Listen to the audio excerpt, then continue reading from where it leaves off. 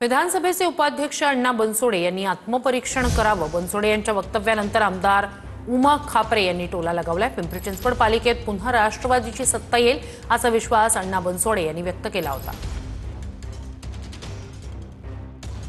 होणारी महानगरपालिकेची निवडणुका राष्ट्रवादी काँग्रेस पक्षाच्या माध्यमातूनच लढली जाईल आणि माझा ठाम विश्वास आहे की राष्ट्रवादी काँग्रेस पक्षाची सत्ता पुन्हा आदरणीय दादाच्या नेतृत्वाखाली पिंपरी चिंचवड महानगरपालिकेमध्ये येईल. 2017 नंतर जर तुम्ही बघितलं तर जो काही विकास झालेला असेल त्या विकासावर मी बोलू शकत नाही, पण लोकांनी जो चेंज केला होता त्या चेंज केल्यानंतर लोकांची जी भ्रमनिराशा झालेली त्याच दृष्टिकोनातून तुम्ही आता उद्या होणारी महानगरपालिकेची जी निवडणूक आहे त्या निवडणुकीमध्ये पुन्हा एकदा आदरणीय दादाच्या नेतृत्वाखाली या पिंपरी चिंचवड महानगरपालिकेमध्ये राष्ट्रवादी काँग्रेस पक्षाचा झेंडा फडकल्याशिवाय राहणार नाही.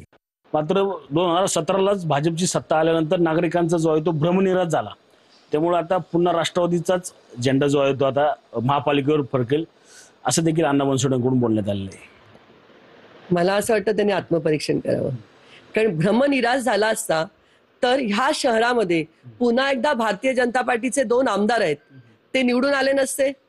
खासदारकीला लोकसभेला श्रीरंगाप्पा बारणेंना बहुमत मिळालं नसतं ह्या शहरामध्ये.